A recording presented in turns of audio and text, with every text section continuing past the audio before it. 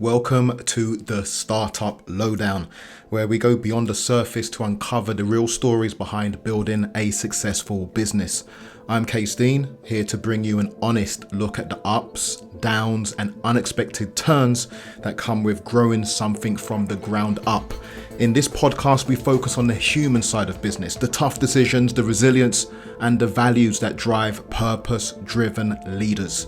Join us as we dive into the personal journeys of inspiring business owners who are committed to making a real impact. Let's get into today's conversation.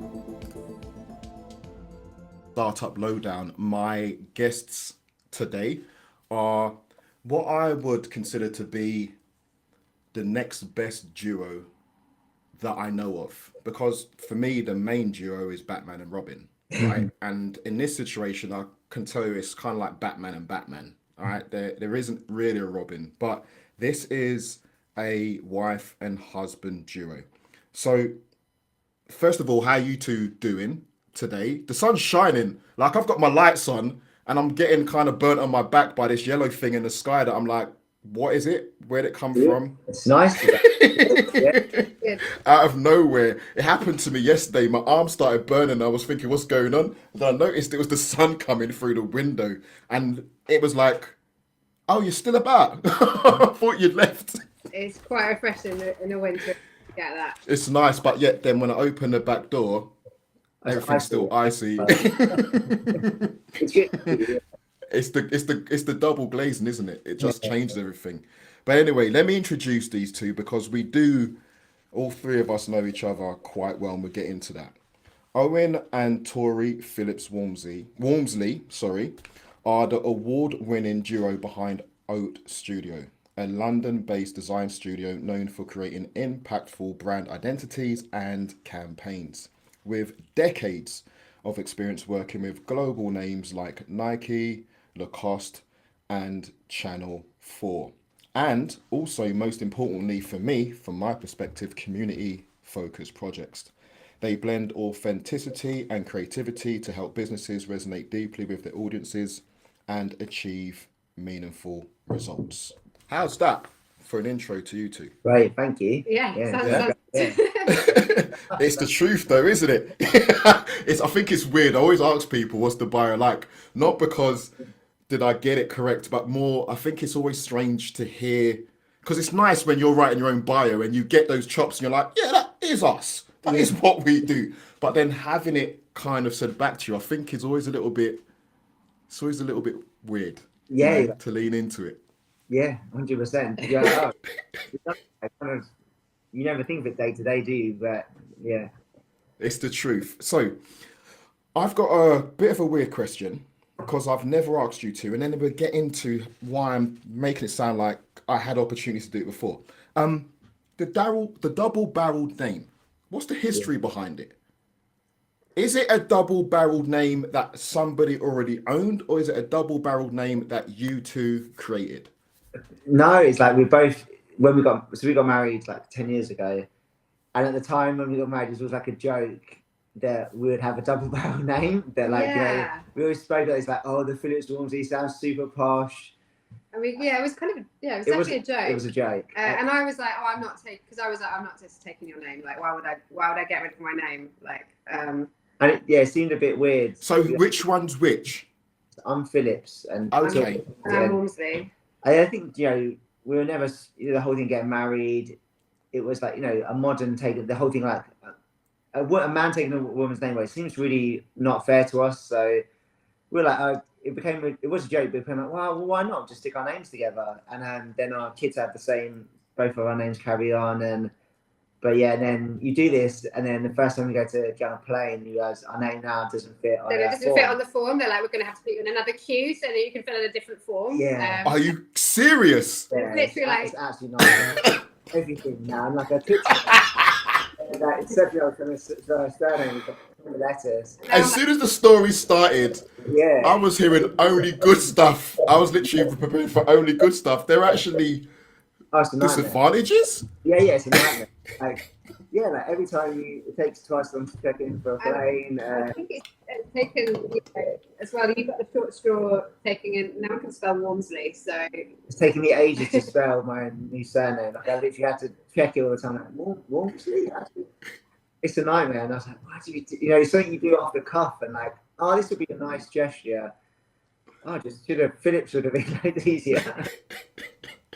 But at the same time, knowing you two and knowing a bit about your history, I would say that it's kind of indicative of how you kind of approach life. Yeah. Kind of biting off a little bit more than you can chew, but still making it work. Yeah. And 100%. So. Oh no, I think it's class. I just never asked you, and it was just something I was thinking, I've got the right to ask it now. It's a completely different situation. And talking of situation, we know each other because we've worked together. But Owen, I want to send it over to you. Where did we first meet? Well, so I've known your brother for 20 years. Blaine, shout out to Blaine. Yeah, he's always. I dropped his name. Sorry, I was in just talking about Ez. Oh my god, I've never had this response. So I was in a like a training session with a bunch of marketing managers, and it's being led by a lady called Yana, who's like this top head of marketing for like PayPal and Adobe and whatnot, and she's teaching us about brand strategy. It was a brand strategy lesson, and she's brought up a Nike advert, and we're all going through Nike, blah blah blah blah blah, and she's asked for contributions to the situation. So I was like, yeah, me and my brother, we always have any discussion about Nike because he was the creative director for Nike Jordan. I've never heard so many people go at the same time.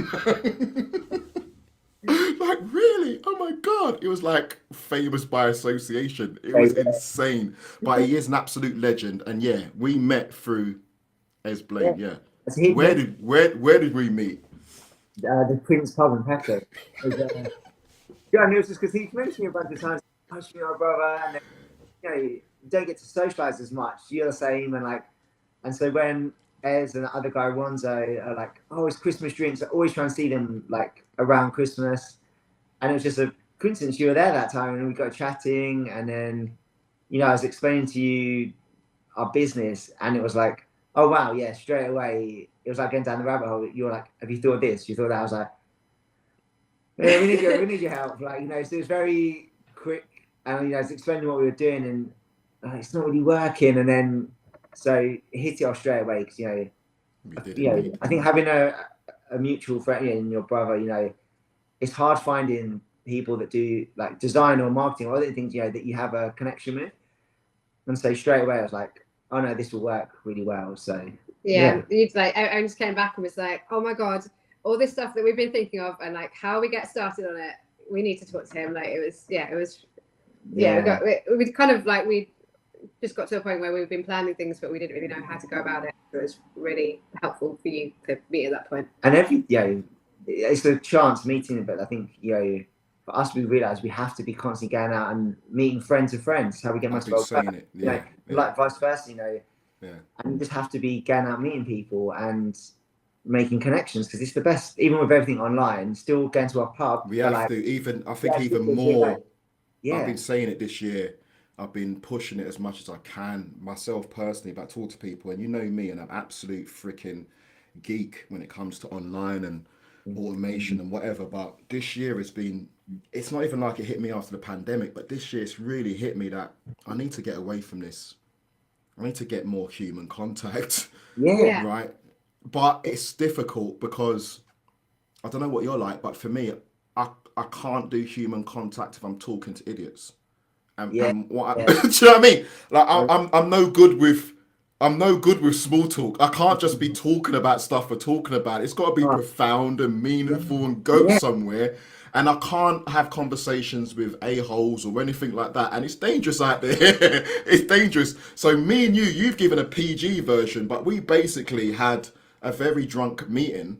Yeah. And as I said to Ez the next day, because I woke up drunk, I told you, I woke up drunk the next day, but I was saying to Ez, I was proper drunk, but I know I was talking bare sense the whole time. Yeah, And he said to me, "That's how much you know your stuff." This is what yeah, they said to me. That even yeah, drunk, you were still spitting knowledge. yeah, yeah. Because you're living it, aren't you? It's not like you can like turn it on and off, Yeah. and It's yeah, part of me, man. but also it's I think about your time's super valuable, and then so when you meet people that you generally connect with, and then it's just really good. You know, at the same time you meet someone, they're not giving you anything back. You're like, and there's no point. Like, Waste. just like if we do networking now, oh, you know, half the time you're like, this is completely pointless. Like, no one's got any spark, or There you it's go. about their business, and it's like sending you to sleep. And so you know straight away, and maybe it's growing up in London, you just have very quick gut reaction, don't you? So You do have the gut reaction, but here's another thing that I spoke to us about a lot, and I speak to my kids about as we're growing up. And I spoke to my wife about. This will sound really weird, but as I was getting older, I kind of realized I'd underestimated how many mad, weird, crazy, stupid people there are. I just thought yeah, like there was a lot of really cool people out there. The older I got, the more I realized meeting people like you, for example, was actually rare. I can't just yeah, rock up into another event and then yeah, just meet. It's actually rare, and you might have to go to 5 different events before yeah, you actually meet somebody. You're like, now it all makes sense. Because yeah, most of the time, like you're saying, you can walk up to people, and I think you've said it really well. They have no spark. yeah, yeah. And it's not about being a gimmicky or anything, No, but it's just an empty carcass kind of thing. Yeah, yeah, like, I've noticed I've been trying to go to a few more networking events, and then sometimes you know that somebody is working in whichever area. Potentially they might be really good to speak to in terms of getting more work in, but actually then I might end up speaking to somebody that is in another area that maybe isn't likely to be a client of ours, but you just get on with them, Yes. like, and straight away I'm like, even though I haven't come out with a client, I'm like, I'd rather have made a connection of There like you an go. in-person, and maybe it's like an illustrator or a photographer or someone that we're like, well, potentially there might be something come up where we can pass them some work or vice versa, and you're like, well, actually I'd rather have just gone and had a really good chat with someone and got on, and like rather than being like that kind of like, if you feel like you're Selling. like if it feels like that, then it's like it's just not worth trying to. And Yeah. I'm absolutely agreement. Like, And I've got a call with. I'm in a networking group. It's an online one, and I've got a call soon. I'm going to be interviewing her as well with a bookkeeper, yeah, and they like put us into different break rooms. We had this really great conversation, and we're already planning to do like a joint webinar. And but amazing. if you look at us, like this white lady and this black dude, Yeah, I swear to you, you would never put us together in the same room. yeah, You would never. It would never happen. But to your point, Tori, you do meet people where it's just like it makes everything better. Like life just feels better for meeting them, and you're right, and that's exactly what I think we've kind of lost a little bit with the technology part is the fact that conversations with people that you do not know without any expectations of why the conversation is happening yeah, is where the magic's always happened in yeah, actual yeah, fact. yeah, 100%. Connections, ideas popping off, just feelings, inspirations, that's where it happens. So you're right, to your point, that is the main part of network. And I think though, as everything's become so transactional over the years, networking has become another kind of business device where people go out and think, if I'm not coming away with a client or if I'm not promoting myself to everybody I literally speak to, then I'm failing at networking. In actual fact, it's just having a chat with another human being, isn't it? yeah. Oh 100%. yeah. I Well, think it's weird to like I said, make something that's a transactional thing. It's like it's an amazing thing you get to meet other humans. So, we met people, maybe 5 years ago, and you kind of gone with them through friends of friends, and then 5 years down the line, you end up working them. It's not like it happens immediately. It can be years between, and like, we find people's work, maybe an illustrator we like, and we'd like their work for 10 years. And we might be putting their work forward for briefs a couple of times a year for 10 years. But then because maybe then a client bites and says, oh, we love that person's work because it's apparently, just how it happens. So Yeah. So we're coming up. If I'm just in a quick calculation, we're coming up to about a year anniversary since we met, is it? Because it Yeah, feels yeah, like yeah, longer, to be fair. yeah, yeah, Considering yeah, as you mentioned that with Prince of Peckham around Christmas time, so yeah, it's coming up to about a year, isn't it? yeah, yeah. That's it. Yeah, because I It remember. actually feels a lot longer, man. Well, yeah, because I suppose we did. You were helping us with our marketing for like 3 months.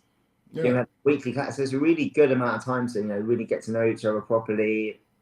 It was like, yes, and like we really missed our weekly chats. It felt like it was one of those things that it was very uh, constructive for us to have that weekly check-in with you. It was like, if you're in a small business, there's two of you and we're freelancers, but having every week we had like homework. It was kept us on the straight and narrow. It was really good. It kind of And feels to like, your gone, I was going to say gone. anyone running a business, it would be helpful to almost to be answerable to somebody, like having that regular check-in, and obviously you try and set, internally we try and set meetings and catch-ups and stuff, but there's always something the client needs. There's always a reason why you can't. Yeah. But with the situation we had, there's that accountability bit in it. And I Yeah. know what I'm like. You can tell me whatever you like. Got to do this, got to do that, and the rest of it. But there will be a little ghost of case floating around your head being like, are you about this or not? Are you about this or not? But to the point of networking and getting to know people and just having that good feeling, Owen, Yeah. wasn't it true that, and we don't have to go into specifics, Yeah. but wasn't it true that we almost didn't work together? Well, yeah, because I mean, And I'm gonna say it, yeah, I was ridiculously. I was speaking about it yesterday to somebody yeah, where I was trying to explain to them that at certain points, what I've realized in my career is at certain points, as crazy as it sounds, you can't allow money to be the barrier. like yeah, and I think for us we've always done this thing where like if someone comes to us like a charity or a good cause or you just like say you meet someone and you can add value to their business and you're like this is going to be good for us because we can use the work you can get the and maybe in our previous businesses we'd lost sight of that and it became very much about the money and that ends up being the end of that road is just you're just churning out work for the sake of money. No one's enjoying it. Everyone's it's not what you started out this to do with a business. You started out to help people, and so like you meet the right people, and you're like you just have to make it work. And we're super appreciative because it's like for us at that point we're like we need to do our marketing. We need fighting fires, all this stuff, and it's like almost didn't want to I don't know what the word like. Or maybe it's not the right time, but you're like, no, it's the right time. We need to do this, and I want to help. So, yeah, it was great for us, I absolutely loved working with you guys, and for the tape, just really thank you, man. I'm so. The postman came, and I swear I heard music and some shit, and he gave me this. I was thinking, what? And I was actually thinking, what did you buy? Do you know how bad this is that you bought something you don't even remember what it is? What is wrong with you? You're coming out like Eleanor. And then I opened, I was like, holy shit! And I love this chocolate. Like, yeah, I mean, I absolutely love this chocolate, man. It's dangerous. And then the card as well. And I was reading, I was like, Christmas Target Target Market. So that's real clever, man. Where'd they get this from? Left it, picked up again, and realized, holy shit, it's their card. They made it. And I don't know how to put it. With all due respect, it was like a proud father moment. It's not like you guys weren't doing stuff before we met. yeah. But I think from your point of view, because what I helped you with just for the tape was it was really about strategy, getting your ducks in a row, and really looking at what does a go-to-market strategy looks like, where you're in control of not only the people you're attracting, but you're clear on what you're selling to them, and you're clear on where you're trying to get your business in the long run. That was like the nutshell. Yeah. And like you said, we had 3 months together, something like 9 or 10 hourly sessions, homework, all that kind of good stuff. But the catch up that we'll be talking about having was always for me to find out from you how it's been since, because you've touched on it about the accountability bit, but I can tell you from the outside, it's kind of looking at you guys, I could see an uptick in the presentation of your brand. That was the first thing. Yeah, And yeah. when I say the presentation of your brand, because I just had a brand strategy session last night, which is your thing, but isn't something I normally go into. When I talk about your brand, a big part of your brand is family. Yeah, There's the two of you and the yeah, kids. yeah, So when we've just now spoken earlier about holidays and what's happening for us here, going on holiday and Christmas and the importance of making memories, one thing that I like to see was, I know, and you've been doing it. I remember the riding the bike, learn how to ride the bike, and the bike was a yeah, little bit big. And your trips out in nature. Nature's another thing that's very important to you guys, but that then goes in line as well with the sustainability bit of the yeah, business that we talked about at the time. But then as far as the Oat brand is concerned, I think there was something really interesting for me watching, kind of stalking you guys and lurking in the background, watching you lot do your stuff, is that you could have had a conversation with somebody like me or with me, and then with your chops, with design, you could have yeah, just blitzed the out of the internet with just beautiful stuff. yeah, But yeah, what I saw was a very considered approach to what you are posting, from the books that we read to the very modest isn't the word, but there was a lack of braggadocio in here's a work that we've done for a client. yeah, It's a very it's a kind of anti-selling approach, but still gets the job done. So yeah, considering the work that we did and what yeah, I've just told you, can you yeah. tell me more about how our work together affected what you did afterwards and that approach? Well, maybe it had nothing to do with it, and it's always something you No, it's do. not. I think the work we did with you was massive in terms of. I mean, the main takeaway I think we still talk about like daily now was that we do brand strategy for other people, but doing it for yourself is like, or doing your own stuff is really hard. It's almost impossible to realistically have. You need someone like how we do for other people on the outside, looking in, pulling it apart, and then also some of the things that we've always thought about. If we do any marketing, we always thought about what other design studios think. That was what we never, this is sounding horrendous, but we never really thought about what clients thought. Well, Like, yeah, we were coming from the viewpoint of being a designer, so we were always like, we'll put out some beautiful visuals. People will see that we do beautiful visuals, and the things will, and I think we didn't really think of it from the point of view that explaining what we do and like being more open and just that, like if we talk about brand strategy, we've been doing this for 20 years, we know what it is. But if a business owner doesn't know, they know they need to do it, but they're like, what is it?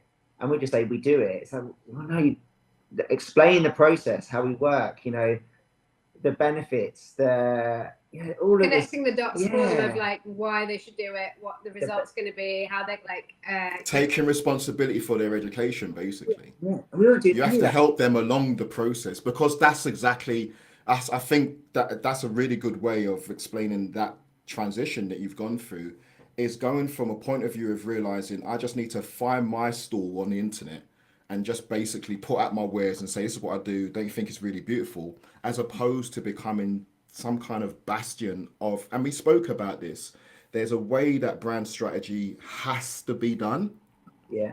You said you've been doing this for 2 decades, like the proper seasoned pros. There's a way it has to be done. Yeah. And I think a big part of working with you was getting you to realize how important you are to that industry and how much you have responsibility to explain how it's supposed to be done. Explain what bad brand strategy is. Like, take responsibility for all of it and actually help your clients. And I spoke to a lady just yesterday, an absolutely lovely lady from Texas, Jenny Hayes, who's a brain spotter. I'm not going any more than that. Go and watch the flipping interview about that. That was amazing. But she gave me the same kind of feeling that that I've had to fight against when I'm looking at the survival of my business, which is helping people whether they're your client or not. Yeah. Yeah. I think that also, I think like recently, I think we've been really aware as well about, like you said, when you go networking, it doesn't matter what that person does. Ultimately, if you have a connection, it's always positive. And like, I think now we're also really aware of like branding is obviously very important to a successful business, but it also is just a small part of the things you need to get right.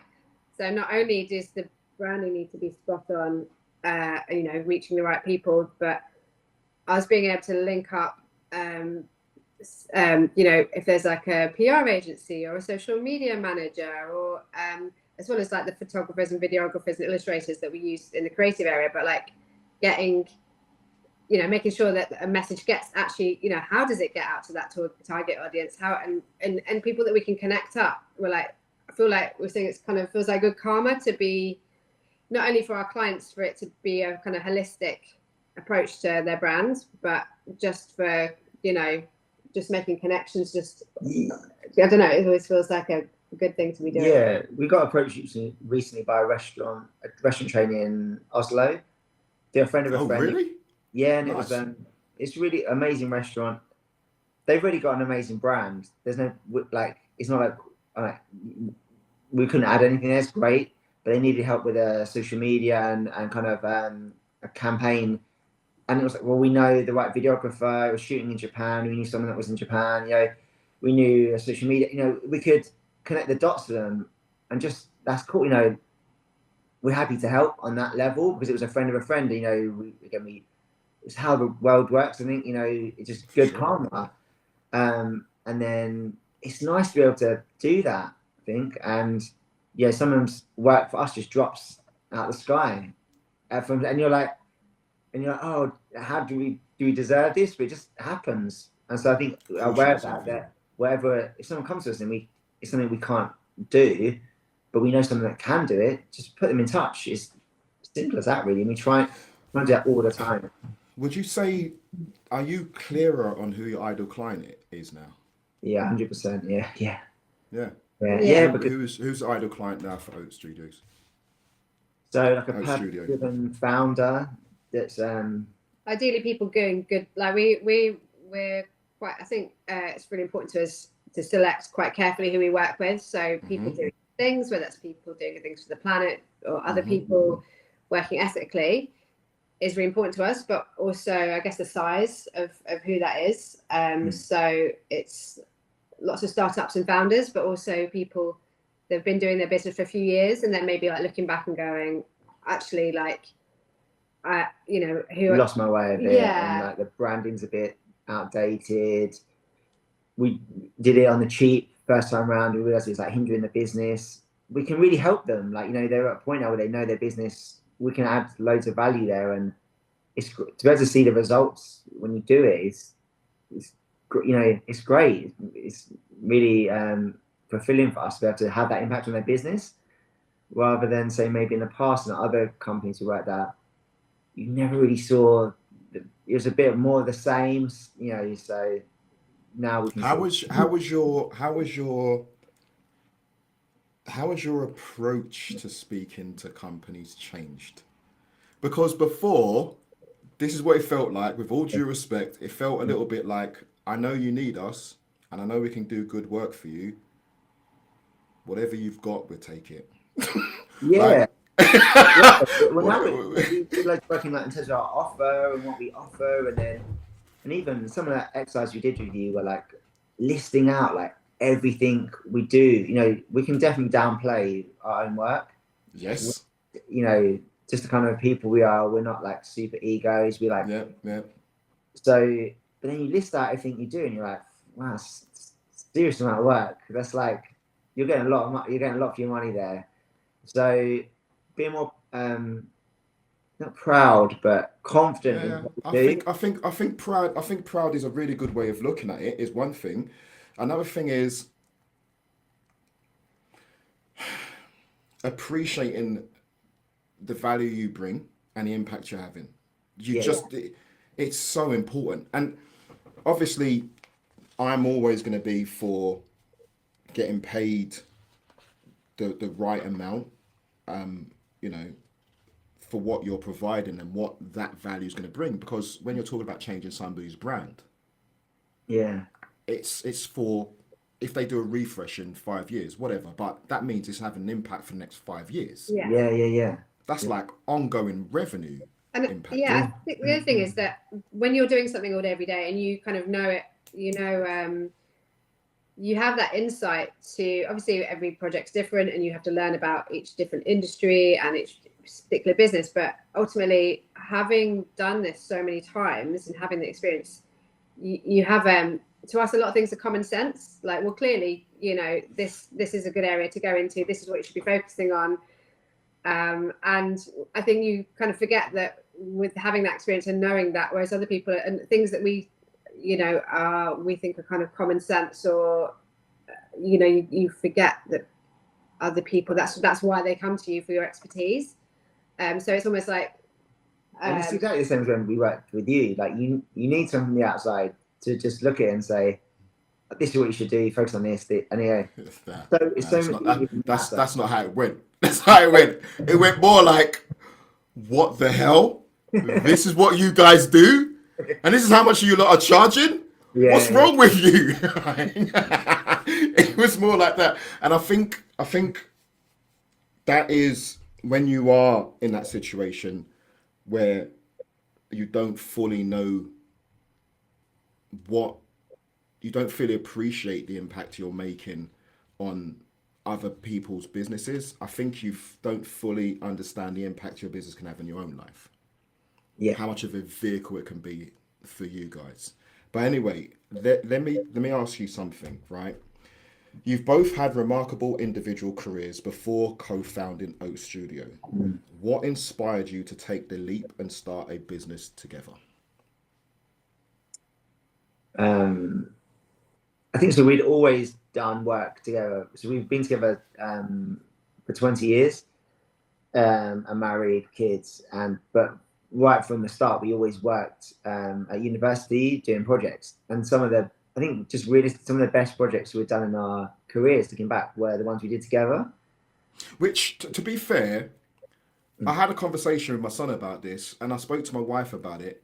In most instances, most people don't like any kind of group work. Like that kind of working with somebody else is a kind of push-pull kind of thing. Yeah, but I mean, I think that's good. I think that's a good thing. I think we come from quite different angles. Yeah, we have very different skill sets, and there's like, no one's the perfect designer, and you have certain and it just happens that I'm better at some things and Tori's better at others. So then that's fair enough, but you still, both of you, it took a while before me and Ellen could cook together. Okay. No, I right? Do you know what I mean? Because find a way of working together. Yeah, and I think there are, generally there'll be like one of us leading a project, and you need to have some clear boundaries on things. And it's taken 20 years. Honestly, it's taken 20 years to get to the point now where even now, sometimes you get to like, there'll be heated moments, but then at the same time, it's the main only thing we fall out about, really. Like we're pretty chill, but like then if it's about a project, and that's kind of the main thing. And I'm glad it is like that, because if you were just like, oh, what do you think of it out? Yeah, it's like this. It should be. So there is a certain amount of friction needed in some ways. Definitely, a bit of a challenging of, because that thing of like pressure makes diamonds, steel. Yeah. If we would both you need to be constantly learning, getting better. I'm not happy with that. It's got to be better. And vice versa. It keeps you on your toes. Otherwise, you just could be like smashing stuff out and not caring. And that's the difference between being an individual designer and being part of a team. And I think although there are a lot of amazing designers out there doing amazing stuff, ultimately the best work comes out of the collaboration and the input from others to improve it, bring it up that level. And that's like, as a young designer, and I was learning, and I feel like you'd be really proud of something, and someone come in and go, oh, like it needs this, you haven't addressed this, and then you're like, oh, that's really annoying, and then you go and change it, like, oh no, that's it's like That's a learning. nice. You need that, like. Yeah, and not getting back to it, but if you're just designing something for a client, you're so into it that sometimes you can miss a really obvious option. Someone isn't working on the project, Tori comes in and said, oh, have you thought about that? No, it's like a really obvious thing, and you're like, how did I miss that? So that's constant, like backs and forwards is super important. Yeah, it's taken 20 years of fine tuning. So mate, continue. Oat Studio, if I think back to what I know about you, was a kind of evolution stroke revolution of something that came before. Bread. Yeah. We had. Could you tell me about bread? What was that? Why did it stop? How was it related to Oat Studio? Yeah. So yeah, prior to Oat Studio, we had another design studio called Bread Collective. It was me, Victoria, and a group of friends basically as a collective. And we all lived in Hackney in East London. We were in different jobs, working at different design agencies, fashion brands. And we saw a call out for like, it was around the time of the London Olympics. They had money to pay for creative projects that improve the area. And at the time we lived in Hackney Wick, where the road leading to the Olympic Stadium, super derelict, run down. There was like this one road covered in racist graffiti. It was bad, but had all these bombed out walls. And at the time, I had a history of graffiti when I was younger, and I'd worked for various artists, and had this idea of like doing sign painted murals to all the way along the street. We applied for it. It was a kind of crossover of my skills as graphic designer and painter, and likewise, Tori did typography. We got the funding, and within 1 weekend, we had to form a company to get the money, and it just snowballed because that project, because of the footfall to the Olympic Park, got featured on the BBC all around the world, like China, The Guardian, Monocle. So like within a couple of months, we had a business. It was like wild, right? Without any business knowledge or anything, really. And it just snowballed. It was really great, and it ran for 10 years. It was great, but then we were working with a company and different people. Everyone has their skills and where they would like to take a business. And over the 10 years, it maybe just moved in a direction that wasn't really working for us. We're primarily graphic designers and branding, and we were doing a lot of production. There was times where I spent like 6 months in a cherry picker painting buildings. It's like, this is wild. Why am I doing it? Like, I haven't touched computer, and it's not what I was. I felt like it wasn't playing to my skills, definitely. So it felt like the right time at that point to step away and do our own thing again, we knew we wanted to do brand identities and work with help businesses. That's what we're good at, and we weren't doing enough of that with the other companies. How was that transition from Bread to Oat Studio? Was it smooth? Was it bittersweet? Was it scary? It was scary because when we started Bread, we lived in a flat share. We were like mid-20s. And we didn't have any responsibilities, and we were excited to do something. Like we'd been, had our heads down, working for other people, and been stuck to computer screens. We were like, oh, this is amazing. We can go and like do this amazing creative stuff and get off the computer and try I guess like learn a lot of new skills. And then this time around, I think we were like, 2 kids, mortgage, no investment, we were like in it. We had to. Luckily, some of the clients we had, just from my network, had a few people come to us even before we started. Actually, people kind of were saying, "Oh, are you available?" and stuff like that. And we were like, "Oh, we're just gonna work out how to do things." But it's scary to then have to start over again with all these financial constraints we just didn't have before.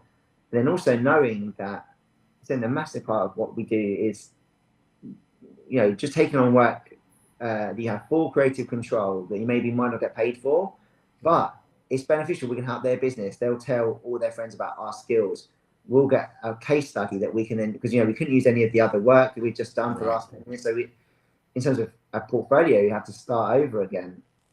So, and we were kind of wanted to leave our previous, like we're happy to like clients that we'd had for a few years in a row. If we were doing the same project for them each time, we were like, we're happy to kind of, even if it means rather than kind of more like well-known clients, like big brand names and things, we were kind of saying, well, we're happy to start again because they're brand new projects, they're exciting, I think we were quite excited to, and more in line with who you wanted to be, the kind of business you wanted to have, the kind of work you wanted to do. Yeah. So it's going to be different. I've been through something similar where from when we were working together, there's been a massive transition, and at a certain point it feels like I put myself in a hole, but I can't get away from the feeling that it's for the best because I was unhappy. Like at this part, I was making money, but I'm unhappy, and also I didn't have control. So I was working with the kind of clients where they could pull the rug at any moment, which they did, because they're just not my type of clients. They're not really invested in what we're doing. And then the future, the transition is to more control and more clients where it's more like a partnership and a lot more longevity in the work going forward. But that bit in the middle, brutal. And there are times where it just feels like, what am I doing? Let me just go back and just slog whatever I was slogging before because it was making money. But then there's a part of me is like, I can't do it. Like that part of me's left. You have to follow your heart. Like, there's the head and the heart, isn't there? And like, if you think too much of your head, you'd never do anything. You gotta just dive in and you'll work out. Just do it. That's not a problem for me. I haven't got to get to the door. This happened to me during, I had an interview last night, and I had mistakenly locked my son out. Oh no. So I was on this interview, and I was thinking, what's he calling me for? I told him I've got an interview. Oh my God, my son's outside freezing to death. I had to stop and run downstairs and just literally like, I'm so sorry. But I think it's part of the life we're in now, man. At one point with the whole online thing, stuff would happen and it would be an issue. It would be like, that's it, I'm going to jail. Like this is it's unacceptable. But then there was this period, I think going through the pandemic, and then also that whole thing, the newscaster's kid coming on the BBC or whatever it was, and all the interview that I was having, and I just think we just got to that point beyond like standing up and you're wearing Y fronts. But do you know what I mean? Like we've got to a point now where, like I had an interview yesterday and the dog was barking, and I'm telling you, a few years back I'd have lost my mind. Like, didn't I tell you that we need to be in a quiet space? But nowadays it's just life, man. Yeah, we had an interview with an illustrator. He was a really sweet guy. Had his dog on his lap during the call, and then you end up chatting about the dog for like 20 minutes, and like the dog, and like it's quite nice though because you see into someone's life of it, and it's like it's normal, isn't it? It's just I think it's got to be normal. Okay, balancing parenthood, because you've got 2 children, 4 and 7. My God, I mean, children, I love them, but I can tell you at the other end of the spectrum where I am, where they're 29, 21 and 17, when like my good friend, he's got the kids around the same age, and I'm just like, nah, man. And that's not to take away from, like, I don't remember the memories of how great it is, but it's a lot of work, man. A lot of work. And there's a lot of it that I did on autopilot. I did a good job, but I kind of... And Ellen, we've had this conversation where we're looking through photographs, and it's a little bit of a teary moment because we took the photographs but realised we weren't fully there, if that makes sense. Because we were just doing stuff to get the kids happy or keep them, but we didn't fully. But for the kids, like you said about the holidays, they do have these memories, and those photographs do like help remind them and remind us that with work and I think more for Ellen, where she's doing her job, and it means that she's got to take a slack up from a lot of different people in so many different situations at work, and it means working 3 hours more than she wanted to, and Yeah, having this heavy weight of being a shit parent. But yeah, then I like to show her the photographs, and for her to have that moment of saying, "Oh, well done, I've actually done stuff with them yeah. as well." So with you guys, balancing parenthood and running a design studio, it can't be easy. How do you manage the demands of work and family without compromising on either? I honestly would say for us it's the easier option running the studio now. Like we kind of designed our life to make it easier, because in the past with the other studio and various jobs, and you'd left the previous studio to be freelance. So we've purposely made our life easier around the kids. Yeah, Like our kids are the priorities. Maybe less as they get older, less so. But so our old studio, Bread, I was traveling all the time, again, abroad, and it was hard. It was really, for either one of us. It was And then if hard. you weren't on jobs, then I'd be freelancing in central London, and I probably wouldn't leave my desk till 7. I wouldn't be home. The kids would be asleep. I wouldn't see them Monday to Friday. So part of the reason for starting Oat was to, we luckily have a really lovely home studio to work from. We designed our life to make it easier. So I'm not saying it is easy, but it's definitely the easier option for us than being in a job or working for someone else. Because if one of the kids is sick and they're off, and you're like, we always make sure now we need enough time in any schedule that you can have a day off, and then make up the time, the slack. Maybe then we have to switch. You have a day at the weekend where one of us work. it's very flexible. It's flexible. So actually, it is hard because sometimes, it's always going to be the time when something, the kids need some extra time for some reason. They need help with something. They don't go to bed or whatever, and it's the same night that you kind of then potentially need to spend a few more hours on your laptop that evening. And it's always the way. But actually, things like planning, being able to schedule projects in that way that we can work around things, is actually a real way off the money. And I think being in control of all those. Yeah, maybe it's the hardest part is definitely this being present, and with your phone and checking emails and social media, but I'm an absolute nightmare for that, and we really need to curb that. We're aware of it, and we're trying more and more now to curb it, because there's definitely, people email you, you want to be responsive, they're putting a lot of trust in you, you want to be there to, they're like, oh, these things happened, they're flapping, you've got to be there to reassure them, no, don't worry, it's cool, it's under control. I think yes and no for me personally. Yeah. Ellen knows this. I'm family first, man. Yeah. I ended up living in a tree because I flipping lost work because it's family first. And the family's like, dude, you could have loved us less and we'd be living in a house. But I think when you talked about 100% having 100% control of your work, you also have alluded to having 100% control over your lives as well. Yeah. And I think we're trying to have kind of boundaries where, if one of us reads an email and it comes through at 10 o'clock at night, we're like, let's discuss that now, or we're having dinner with the children. Let's not try not to talk about work stuff. So we do try and put these boundaries in place. But then sometimes so if we have a holiday, where both of us are out of the business, then this summer we're in this island off of France. There's no Wi-Fi. We're in a kind of shepherd's hut thing, and then some of our clients they're the nicest people. Stuff happens, where we do live events where someone drops out and stuff has to happen there and then. It's everyone out of everyone's control. It's not there.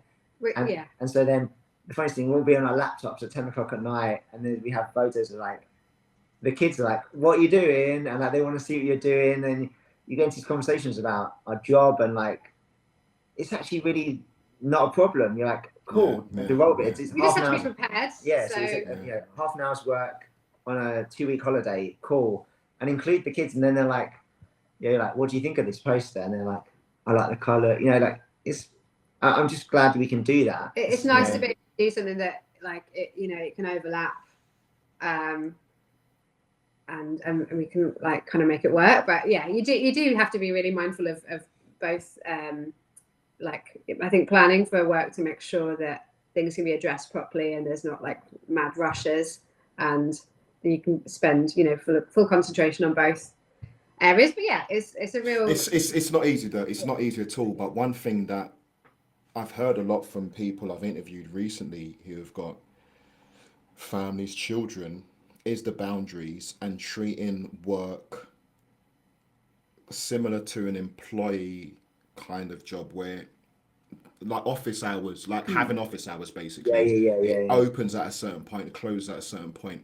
Yeah. And I'm always having this conversation with Ellen. It's not so easy to do because she cares so much in the same way that you two have explained it. Yeah. But something I had to get really good at was not checking emails Yeah. after a certain point. Yeah. And also not checking emails at the start of the day. So because there's this thing about the emails or any kind of communication to you where as soon as you put your eyes on it, it's out of your control. Like you're not in control anymore. Whatever you were doing before, where you were deciding to pick this up or do this thing, the email is a box of not in my control, and you have no idea what it's going to tell you to do. Per se. So having a kind of cutoff, and it just being after this time, business is closed because what it's like as a consumer. And if you take into account America, who've just had Thanksgiving, and things like Labor Day, they're gone. You can't speak to them. No. They're off. Unless it's a super essential. Really essential service. So then there's having a system of emergencies. Sure. And I got taught this by a client before where he was explaining that they'd have a service, he was in IT, and then maybe on the phone, it would be a particular word that would let him know that it was actually, and you would already been defined. That's really good. That it was an urgent thing. So maybe a server's gone down or something like that. Everything else can be ignored until the next day. And I think from what I've learned from people recently, let alone my experience, is that kind of boundary setting is super important, not just for you to be present with your children, but I think as a responsible business as well. Because again, as a consumer, there are businesses that when they're closed, man. You'll get contacted when they're open next day. Full final stop. And so when I was working in agencies, there was a conversation I had with a VA project manager about SLAs. So service level agreements, where you would tell a client when you'll be able to respond, right? So I've got clients who within their emails will say something like, as soon as you send an automatic email goes out, which will say, we've received your email. We look at emails between this time and this time. So this is when you can expect to reply. And we only do that on these days. So set expectations, right? Which can be done within a contract at the very beginning. Clients who don't ever read an email directly, it always goes through somebody else, which of course you guys can't do. But the other thing was making sure that in the beginning of the contract, you'll be saying something like, any email that you send us will be responded to within 48 hours. You know that you'll do it within 2 hours, but you've already set an expectation it's going to be within that time. Anything urgent needs to be blah, blah, blah, blah, blah in this way, and it'll be responded to within 2 hours or 4 hours if it's in this category. And so setting those service level agreements and set expectation for your clients takes the weight off of you. And the other thing that I found was happening in agency is that we were super good at responding, especially me. This is the reason why I put it in place at one point, because if a client becomes something that if I have a client as a responsibility, they become important to me like that. And as soon as I get an email from them, I can see their name. It's like, oh my God, they need my help. What is it? What do you need? I'm here to help you. But what I've realized is you can set up an expectation that's not tenable. Yeah. So what will happen is they're so used to you responding in half an hour that if you take 45 minutes, it means, so we're not working together anymore? Is your business closed? Yeah. What's going on? Oh my God. And in actual fact, if you set that kind of boundary with your clients, then you give your, and I loved what you said, that you've set your business in a way that you have time to play around with, because that was a big part of, because my degree is in project management, is to actually always say to people, we're doing a project, how long is it going to take? 2 days, perfect, pretend the client's taking 4. Because it gives us time. Yeah. I'm like, well, are we going to long it out? I'm like, nah, if we've told the clients to take 4, do you know what's going to happen? I'm going to push you lot to do it in a day and a half. What's going to happen? The client's going to feel the most special person in the world. Yeah. When we deliver it early. But we've given ourselves the space for anything happening. Yeah. And I think also, like, there's obviously, we work with events, so when people do, we've got our ongoing clients, so we know what their needs are, and we understand if they potentially are the people that we need to get back to quickly. But generally, if someone's coming to us for, say, looking over their brand, and they're like, you know, sometimes that process, depending what they need, it can be like 8 weeks or 12 weeks. So if they come to us and they're like, I need a new website in 2 weeks, and you're like, well, actually, maybe they're not, maybe, you know, maybe then maybe they're not having thought about what actually needs doing, and need a little bit of a chat before that, and they need some strategy. And so I think we had someone come to us recently, and they wanted the logo. We met them one day. They wanted the logo like the next day, and it was. And you're like, that's not going to be a good. There's like, you know, it's like it's a bit of a red flag thing of like, for sure. You know, they don't understand the process. It's unreasonable. It's unreasonable. It's just not of this world. This request. We spent quite a lot of time explaining the process. You know, it's like hours explaining the process. To then say, I need it tomorrow, you're like, well, first of all, we're not available. We're at the work on. Second of all, if you want something decent, you need to invest the time.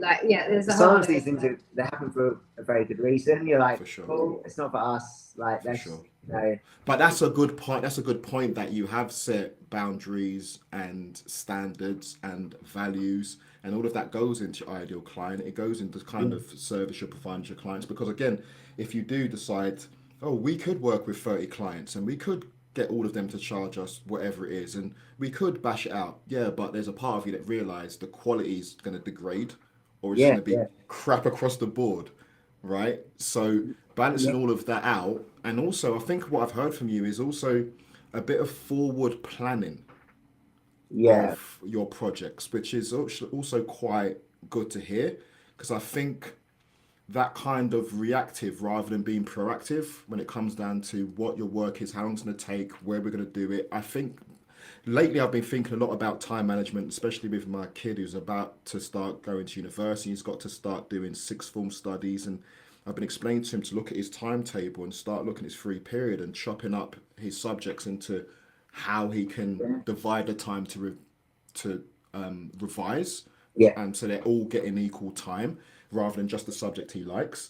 And it's become more and more important for me to consider how important time management is as a skill in life, especially if you're providing services to more than 1 or 2 clients. I feel like we're super efficient now with our time, in terms of we work from home. A lot of the time we have a co-working space we go to 1 day a week, but there's no commute. We're like, hit the ground running. You mentioned about not checking emails in the morning, and I was like, that's interesting, because that's the first thing we do is reply to emails, and it kills the vibe a bit of the day. Actually, it can mess up your to-do list. So when do you do it then? At the end of the day or in the middle? I think it's not really about. I don't think it's more to when the one. I think I do it once I've finished my to-do that I set for myself. A lot of people have like a kind of deep work 2 hours early in the morning, don't they? Because I know I work in the morning. So I think we get emails, and then you're like, oh, it's pressing. I need to. So then it becomes your the top of your to-do list, and the other stuff you had planned goes behind that. And actually, it's and you'll never get it. You'll never get it done. It's like a carry forward. Another thing that I can say is a weird one is I can check my emails if I'm away from my desk. okay. So Yeah, if I've gone for a walk, yeah, if I've just finished at the gym and I'm doing a wind down or whatever, I can check it then because I can't do anything about it. yeah. Yeah. I can because it's my phone and whatever, but I can't really do anything about it. So I more plan to do something about it. That's a good idea. Whereas I think when I'm opening emails and I'm on my desk and it's open, I've now already put my brain on it and I'm already thinking about replying. I might as well reply. And whatever I was thinking about doing doesn't even exist until that email's being done. And the interesting thing about emails is then you start looking for more. Yeah. You're in there now. You're in the inbox. So I think it's about trying to take what you've said as being control over your life and your business to the max, man. And that means realizing that emails coming in actually aren't in your control, right?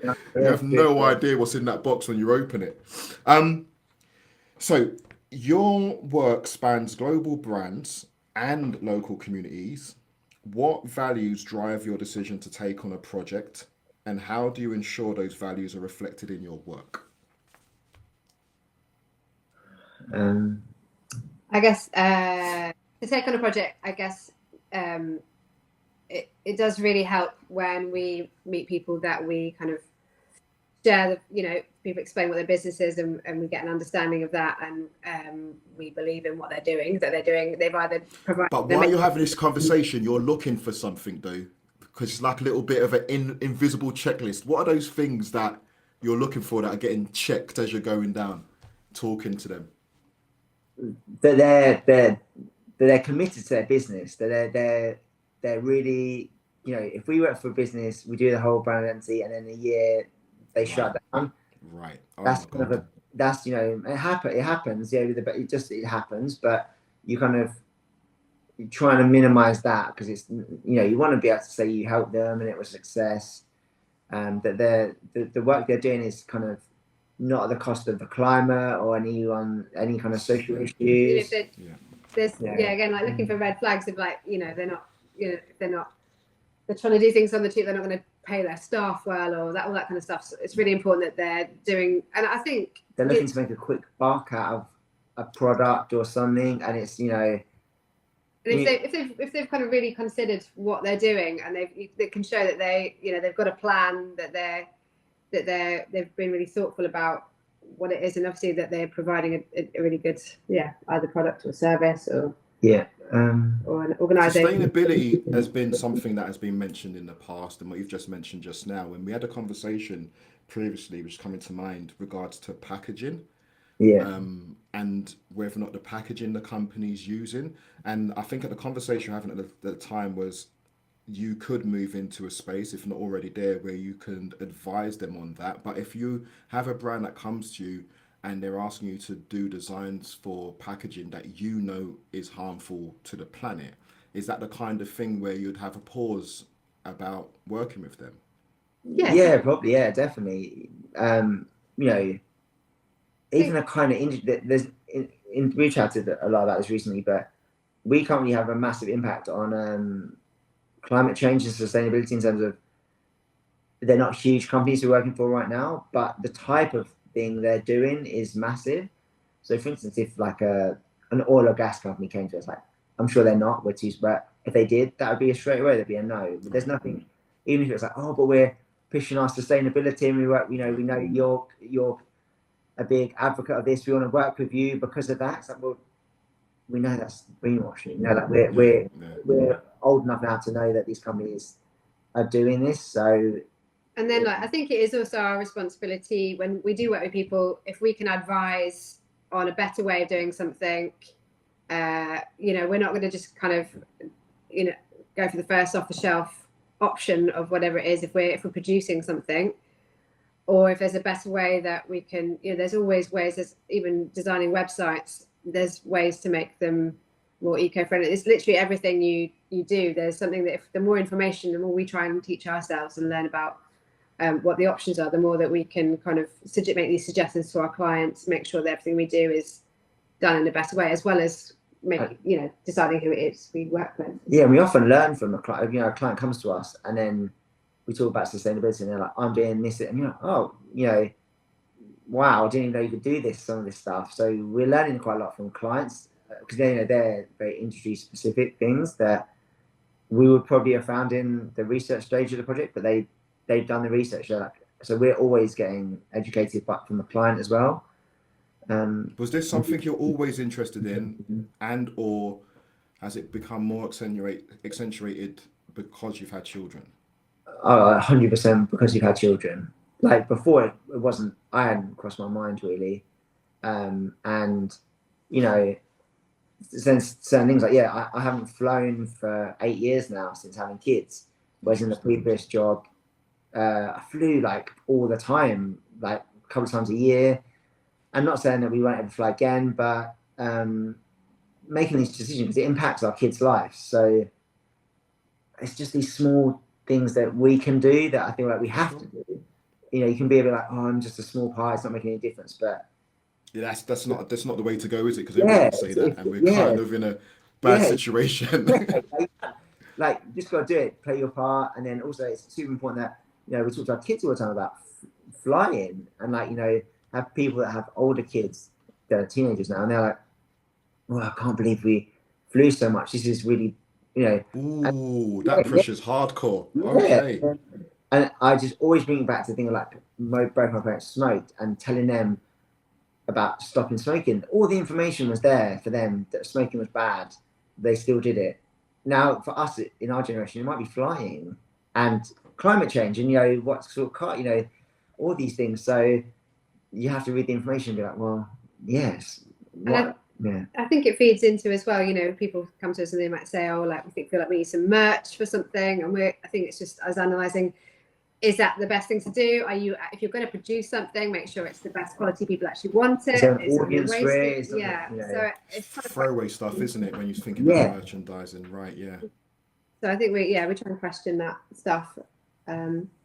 It's really, all of this is super complex. It's not like black and white. A lot of it is like case by case, and we're not perfect. And just trying. But you're aware of it. You're aware of the importance of it, and you are doing as much as you can to have an impact in a positive way, for your kids, but for everybody. So I think that's a good thing if you can multiply that by, and I've just recently been to a networking event that I kind of at one point felt I had no place at, but I just wanted to go and meet people. It was actually a responsible business event, and talk about sustainability, as massive companies or organizations like Islington Council, Nando's, were actually having a networking event to talk to small business owners, something I never thought about but came so obvious once I heard about it, which was the supply chain. Basically, big businesses have to rely on so many other smaller businesses to get their business running operational. And so even if that bigger business talks all about sustainability, it means nothing if its supply chain isn't doing it as well, which back to the word you used earlier, which I really want to make a comeback, collective, because that collective way of dealing with something is the way it's always had to be, right? Working together to do things. So I think the whole idea of having values or working with clients who share the same values and kind of building out that hub, that web of clients who have the same kind of approach and thoughts and conversations where you learn something new. I think it's more positive than it seems on the surface, and it's something that I think can compound over time. Yeah, definitely. You just got to keep trying. Just keep trying. Little steps. It all adds up. So, what's been Oat Studio's most difficult moment so far, and how did you keep yourselves motivated beyond the beginning? Don't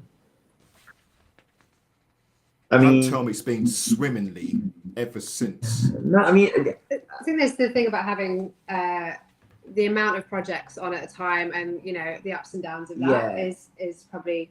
It's either all or nothing. Like it's like a roller, and the same. And you can't.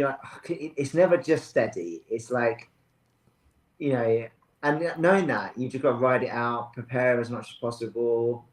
But like you said, you had these things where some days you're like, why are we doing this? It's like, should we just get, sometimes like, I talked to your brother in LA, and then someone might approach us for a job in LA where, you're like, should we just do it? And then you're like, no, like, it just catches you sometimes. You're like, yeah, it does. But I mean, we're having the two of us that he's never at the same time. So someone naturally you might be like, oh, I'm a bit bummed out by work. Yeah.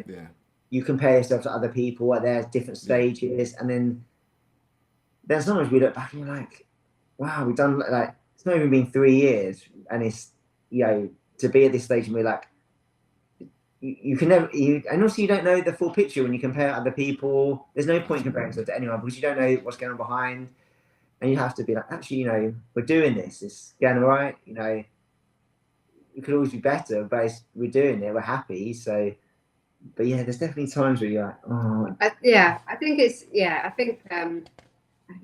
little bit down to project management, but when projects come in, it's always we'll get a lot of kind of short turnaround projects coming in, and we're like, what's happening after that? And then suddenly you'll have a week where you just have all these people emailing, and we're like, just everything comes in at once. We're like, oh, but they want that next week, and they want that next month, and they want that the month after, and you're like, and then you almost get a weird like anxiousness of like, like you want to do a good job. Always the main thing is you want to do a good job, want to help you. So you're like, do we say no to some of these because you don't want to like I don't want to like let them down, but then you now from having worked this 20 years, that even with the best will in the world, they have these deadlines. Everything shifts, and it does always work out in the end. We have a good team of freelancers with us. So the drive of like not letting anyone down is huge because they put a lot of trust in you as a business. The worst thing in the world would be to not deliver for a company that's giving you this trust. So that's quite a lot of weight on your shoulders, I suppose. But I think like you're saying, you were asking what the hardest bit. I think we've had strangely, I think we've had a few weeks where everything has felt like it's coming in at once, and it's been start of the week's been really stressful, and then like it will just happen that there'll be, they'll have said, oh, we had this deadline, and then they'll come back and go, actually, we're not going to have the content for that for another couple of weeks. You're like, oh, it kind of works itself out. It works itself out. Yeah. So you can't even worry about stuff that hasn't. I've had moments like that so many times where it is a bit of a panic because it's like, oh my God, I haven't finished the thing. I said that I'd do the proposal the day before. I knew it, and I'm literally scrambling to get it done now because I don't know who took the reins, but it definitely wasn't the person that planned to do it 2 days before. Because he's now trying to do it half an hour before. Yeah. And then you'll get an email coming through saying, we're going to have to postpone the meeting. It's like, yes! Yes, man. And I've had so many of those moments, and it kind of works out. And another part of it, which is, I suppose, kind of dipping into the spiritual, is I've had moments where there's been friction in the business, and I'm trying to get something done that can't work. And I just take it as being... something's telling me just leave it. Do something else. Before I'd bang my head at it. But now there's a moment, it's not just as soon as it happens, but there's a moment I get to, it's like it just won't give, and something just says to me, this is not for you, just leave it. And the next thing that I do, another day, it all makes sense. That wasn't for me. At that time. I feel like that's like, for example, like we'll be doing a project, and it like maybe I can't think of a particular example, but say you're like trying to get this concept through, and then you just think, okay, maybe work on something else for the minute, and then you get like an email through from like an illustrator that'll be perfect for a job or something. You're like, oh, but like it was the reason that held up was because we wait for that connection. There you go, that kind of thing. It's very interesting, man. I think it comes with experience. But it also comes with, I think, it's difficult for me. I'm going to make it sound like I'm a master of it, but I think it's also getting used to the ebbs and flows of life. It's never constant. And I think that was something that when now I'm dealing with my children, I've got to be careful of, because as much as they're getting more experience in life, they don't have as much experience as me. And everything, like with the emails, everything's urgent. Everything feels like a catastrophe when you're like a teen, right? It's like, my life's over kind of thing. But I think you get better of realizing, I don't know how long this dip's going to last, Yeah. but it eventually is going to go back up. And Yeah. my job is to ride it out and not let the dip crush me, basically. And the same as when it's high, when you're like, you're loads of work and then don't get cocky and then. Yeah. Don't plan ahead for more work coming in. So now that's the thing we said, the whole thing marketing, did the marketing is that, as soon as we get super busy, we're like, cool, take the foot off social media, email, you should be like hammering it harder when it's busy. It's hard, because then that you lessen the dip, because then you are, and I do feel it's getting more and more constant. But anyway, it sounds though that you guys get into a place where, for me, on from the outside looking in, where if you did a bit of work on it, and it's not me being preachy, it's just a bit of an observation, but if you did a bit of work on it, you actually kind of have work spread out. You could actually spread work out. Whereas before, when I met you, it literally was, got it at the moment, have no idea where it's coming from. But the word that comes to mind when you've just explained, we get all these emails coming through, is you've actually got, it may not be organized, but you've got a waiting list. Yeah, definitely. Yeah, like now. And there is actually a way, because it happens. Businesses do it all the time. Where we went to a restaurant the other day called Stella in Paris. We didn't get in because Ellen said to me that we could just rock up on the Saturday night, which we couldn't. You had to like reserve it. But same thing for Dishoom. You know Dishoom? Yeah, Dishoom. Yeah, I love it. Yeah. So if you ever go onto the Google Maps and try and do reservation, it will tell you no. Yeah.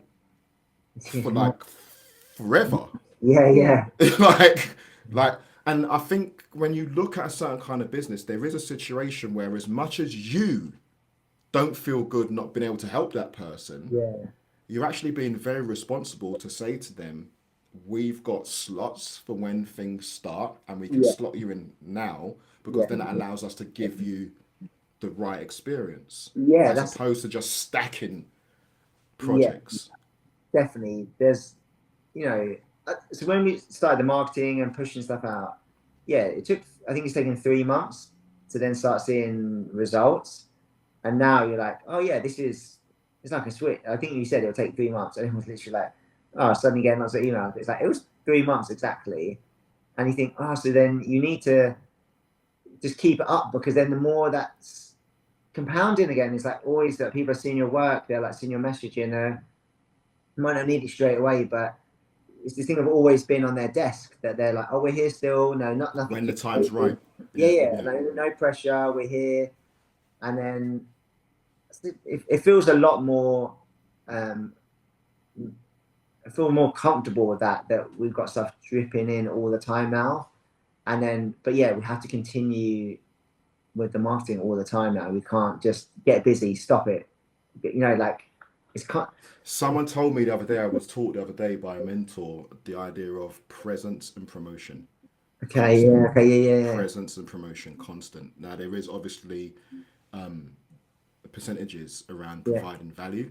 And there should be a lot more value. And what you guys have been doing has been really good. I don't know if I've said it that explicitly, but it's been really good. Oh, sweet. Thanks. Like, just keep it up. I think you own that. Yeah. You could look at others and be like, oh, they're doing something similar, I think it's better. But I would really love for you to be really comfortable in your universe, because you've created an Oat Studio universe. Oh, is it? But I mean, you helped us do it, and then the more you do it, the more you do it, the easier it's becoming. And I think we're still learning about it, and I think we're also there's still stuff that we want to do. There's still stuff that we haven't got to yet, and that we're planning to, like you were saying about kind of looking back over what you're doing and reviewing it, and kind of revisiting what you're doing, and I think we want to keep doing that, and making sure that we're always doing it in the best way, and we're being the most helpful to people, and making that, and making our message clear. So I feel like we've still got a list of things to do. But it's a nice foundation. Yeah. And I think the key word has been control. You weren't headless chickens at all. Yeah. There was never that when we met, but I just get the feeling that you're just more in control. So even if you do have a list of to-dos, you clearly have a list of to-dos. So it's there. Yeah. As opposed, there's stuff that we need to do, but I'm not too sure what it is, kind of thing. When I think about the first conversation we had, when you were telling me about sales funnels, and it was like, what is this stuff? Like, I was like, and then getting those rabbit hole and being like, I can't believe we've been in businesses now for maybe 15 years, and this whole world has eluded us. And then you're like, I can't believe we weren't doing this the whole time. And then you start actioning it with your help, and then the benefit's massive. It's like, how do we not do this before? You haven't redesigned the website? Yeah, we did. Yeah, you did. Yeah. So we haven't. It's basically been soft launch. We haven't. Yeah, basically again. We've still got some things we want to like tweak with it before we launch it.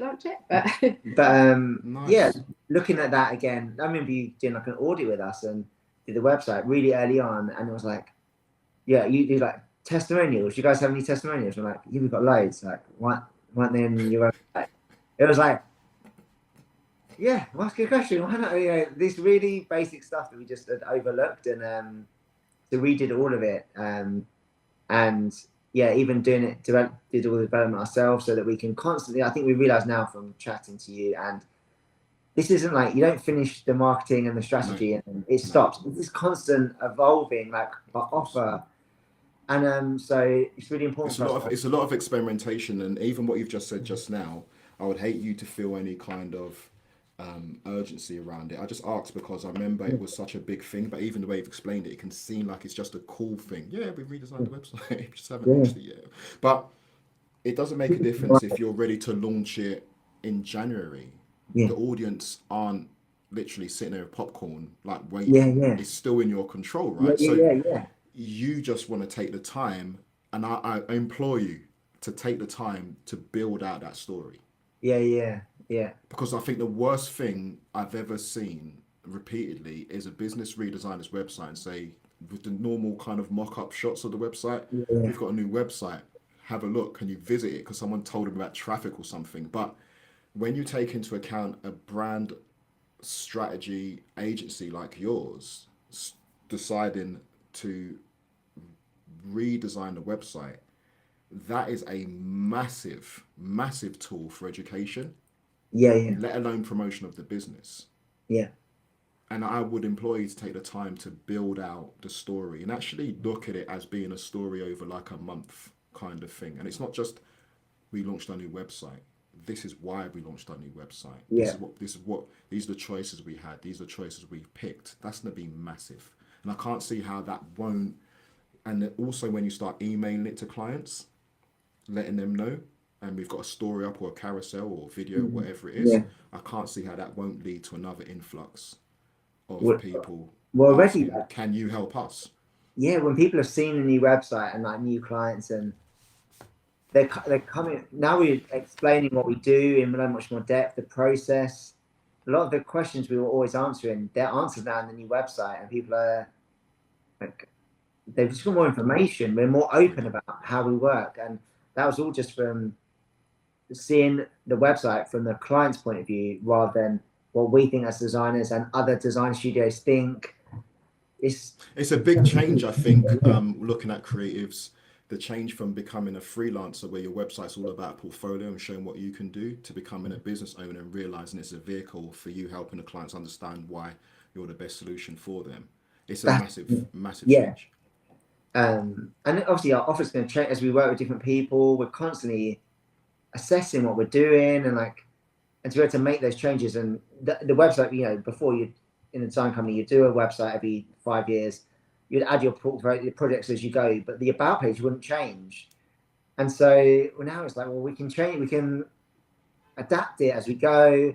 It's not the end of it. We're constantly thinking about how we can get better at telling. And you've got the chops to make it as better as well, because it's part of your field. It's actually amazing. It's what you do. We also created kind of based on chats with you about a document that we can kind of give people free that's got a lot of our insight. So we've been doing that and promoting that, and we could actually creating that took quite a long time, and we were like, the studio were like having to put time aside to create that. We were like, actually, it's like felt like quite a big thing, but it's been kind of amazing that we now, originally it was just to kind of get people to click on a link to download and get that kind of connection with people, but now we actually use it day to day with our clients when we start with new clients, and because it's got a lot of the questions that we would naturally ask them, so having something all pre-prepared, it's actually really become a really useful it's an asset. Yeah, it's an asset that can be leveraged. Spending the time.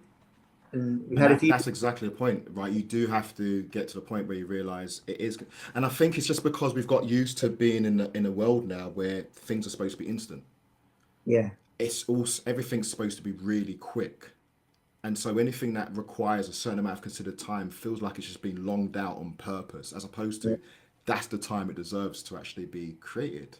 Ship it, just get it out, we'll patch it later. No. Yeah, we just wanted it to be really valuable, to what the point of giving it away, so it's worth something to other people, but it's actually quite valuable to us. Because we had people come to us and they said, people contact us, they're often like, what's your kind of rate, the portfolio thing, but then if we include our brand strategy guide, they're like, we went with you guys because you had this straight away. It's like this thing that nobody else had that we could fill in, and we stand out against everyone else from just this, the having had to put the time into that document. It's huge. It's been really great, and we didn't really imagine it to be like that. So it's super valuable, and it's organization and presentation, man, as far as I'm concerned. What kind of legacy do you hope to leave through Oat Studio for your clients and your children? Big one. I mean, you just want to make good work that stands the test of time, that people are proud of, that they can look back and say, oh, our business went through the roof because after working with those guys, it had a massive impact. And if we do that enough times, again and again, it'll be huge, hopefully, rather than the customer service aspect of it as well. Like decent people come away having enjoyed working with us, the business is in a better shape.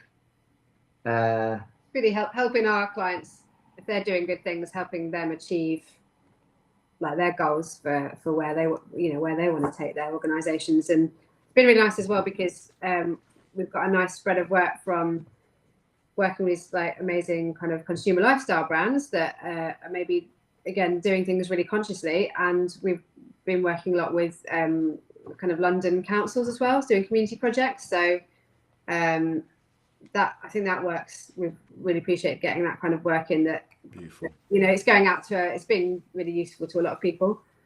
I think like our daughter's like 7, she's obsessed with art, drawing, and like I said, she sees us working, so she's like, you guys are graphic designers. The other day she said, I want to be a graphic designer, and I'm like, really? She's like, yeah, I think that's like, and I was like, well, when you're old enough, if you're good enough, give you a job. And she's like, and I was like, you got to be good enough, and it's weird, isn't it, to see that obviously it's rubbing off on them, that for sure. Enjoy I asked this question of somebody the other day, and they said to me something that I thought was so lovely. It was about legacy, and they were talking about, I can't remember what we were talking about as the actual product or the thing, but they were just like the kid saying, my dad did that. Okay, yeah. That's quite cool. Yeah. And that for you two, just thinking about it, I think it would be beautiful, your kids, growing up and seeing something somewhere and being like, or just you lot haven't even spoken to them and just picking up and being, that looks like my mum and dad's work, that does. Then snapping it, sending a picture, oh yeah, that's one of our projects. Yeah, I told you. That would be cool, no? Yeah. Like you want to, everything we do, we want to make sure we have it at the best quality it can be. You want to, everything we do is like done thoughtfully. I think that's like, it's natural. I don't think you two could do it any other way. Okay, look, I've got 3 last questions for you. The question I'm going to ask right now is a bonus question, and I'm going to do something different because I don't think I'd ever have a duo on the screen again. So the bonus question is going to go to both of you. So you're both going, well, bonus questions will go to both of you. So you're both going to choose a number between 1 and 18. I'm not going to ask the question. Tori, you first. Wait, 8. Oh, can I quickly go toilet break before? Of course you can. Of course you can. A few moments later. Okay, you said 8. Okay. yes, please. 8. What's one superpower you wish you had as a business owner? Oh, that's really hard. I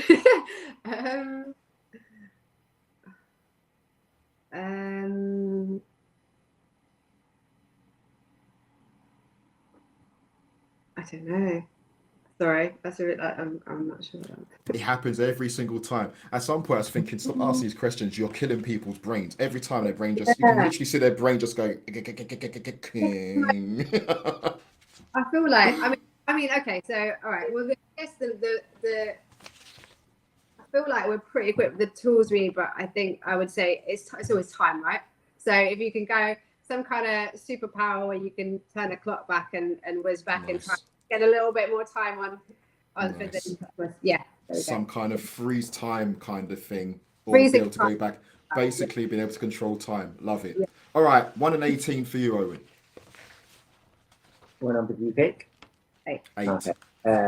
I'll go 13. 13. Kind of same thing. Yeah.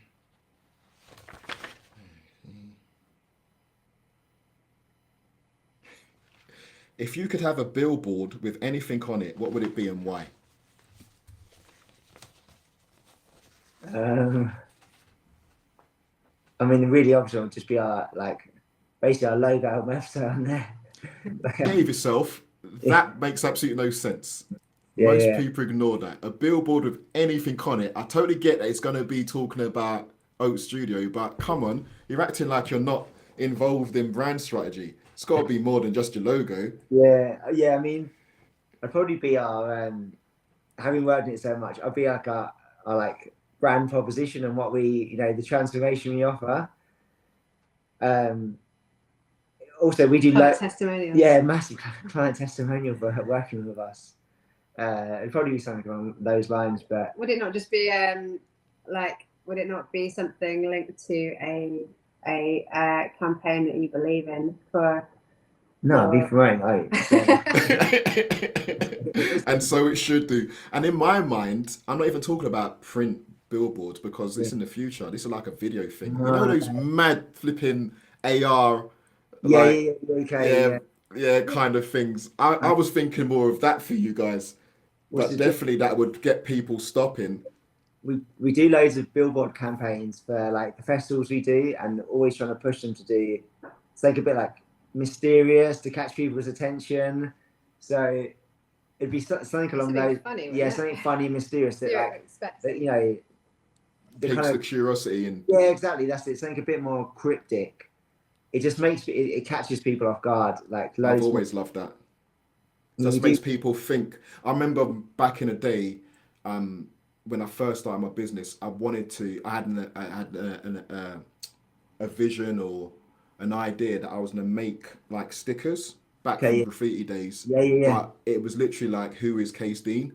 No. And the website address, and it's like smack it everywhere.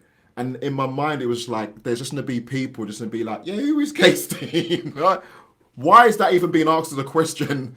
In our old company that S actually came to when we had a streetwear brand, was early 20s. We made these stickers with like the name was All City, and I remember putting them all over Hackney, Tower Hamlets, thinking, oh, this is really cool. Like 2 weeks later, again, letters from all these councils saying, if you do this again, you're going to get like, and just being kids, being like, you put the URL on there, the name of the company, they just went Google, that's where you do. That's the postal address. Keep doing that, you're going to be in court. That's amazing. That is great. Okay, look, you guys have been amazing. I knew it was going to be a special one. It's been so good to catch up with you. Thank you so much for coming on and actually being candid. You're doing amazing things.